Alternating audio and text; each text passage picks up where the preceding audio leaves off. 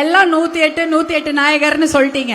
எல்லாருக்கும் தெரியும் 108 யார் விட்டாங்க, யார் கிராமத்துக்கு 108 அனுப்பிச்சாங்க அப்படின்ற விஷயம் உங்க எல்லாருக்குமே தெரியும். 108 ஆம்புலன்ஸையும் கொண்டு வந்தது உங்களுடைய அண்ணன் அன்புமணி தான். அதுல எத்தனையோ லட்சக்கணக்கான பிரசவங்கள், அதுல எத்தனையோ தாய்மார்கள் காப்பாற்றப்படுறாங்க. இல்லைன்னா வர வழியிலே அந்த அம்மாவுக்கு எதனா ஆயிடும், அந்த குழந்தைங்களுக்கு என்ன ஆயிடும். ஆனா இப்ப அப்படி கிடையாது, எத்தனையோ குழந்தைகள் காப்பாற்றப்படுகிறார்கள். இதுதான் உண்மையான விஷயம். அதான் இந்த மாதிரி திட்டங்களை அண்ணன் அன்புமணியால உங்களுக்கு கிடைச்சது.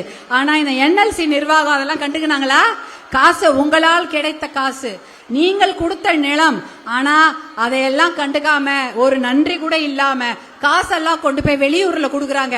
வேலையும் கொடுக்க மாட்டாங்க. அந்த பணத்தை எடுத்து நம்ம மக்கள், நமக்காக நிலம் கொடுத்த மக்களாச்சு அவங்களுக்கு கொடுப்போம்னா அதுவும் கொடுக்க மாட்டாங்க. இல்ல அவங்க அந்த சாம்பல்லாம் அப்படியே மேல பரவி இருக்கு. சாம்பல் அதாவது ஓப்பன் மைன், ஓப்பன் காஸ்ட் மைன்ன்றாங்க. அதாவது இந்த NLC நிறுவனம் ஓப்பனா திறந்த வெளி.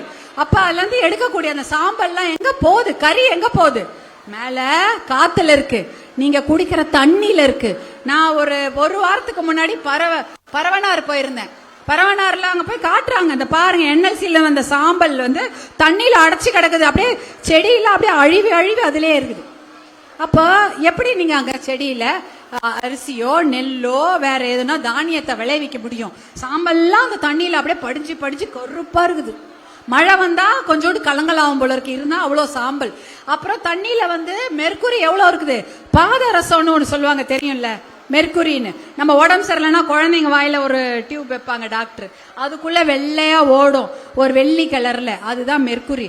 அதெல்லாம் அவ்வளோ பத்திரமா பாதுகாக்கணும். அதெல்லாம் உடம்புக்குள்ள போச்சுன்னா ரொம்ப கெடுதி, உயிர் கூட போயிடும். ஆனா நம்ம குடிக்கிற தண்ணியில எவ்வளவு இருக்கு தெரியுமாமா? 200 மடங்கு அதிகமா இருக்கு மத்த ஊரை விட.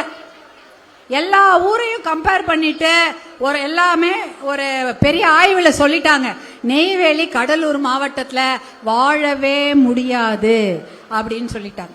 இந்த மாதிரி ஒரு நிறுவனம் இங்க இருக்குது. இன்னும் பத்தாம இன்னும் கூட ஏற்கனவே 40,000 ஏக்கரை அழிச்சிட்டாங்க. இன்னும் ஒரு 40,000 ஏக்கர் வேணுமா, அதை எடுக்க போறாங்க.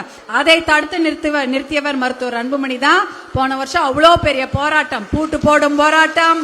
அப்புறம் அந்த பொக்லைன்ல அப்படியே பச்சை பச்சையா வயல்வெளி பச்சையா இருக்குது. மனசார அதுல பொக்லைனை விட்டு உடைக்கிறாங்க. அது பார்க்க அப்படியே எங்களுக்கெல்லாம் சென்னையில இருந்தவங்களாம் மனசு பதச்சுது. ஐயோ நம்ம ஜனம் அங்க உட்காந்து பயிர் பண்ணிட்டு இருக்கு, பக்கத்திலே பொக்லைனை வச்சு அந்த நிலத்தையே பாழ்படுத்துறாங்களேன்னு அவ்வளவு மனசு கஷ்டமா இருந்தது. ஆனா அதையெல்லாம் தடுத்து நிறுத்திட்டாங்க. இப்ப எடுக்க முடியல, கம்முன்னு இருக்கிறாங்க கொஞ்சம். அதனால தைரியமா இருங்க. மருத்துவர் அன்புமணி அங்க அண்ணன் உங்களோட இருக்காரு, நானும் உங்களோட தான் இருக்கேன். எந்த நிலத்தையும் இனிமேல் கையா வைக்க முடியாது.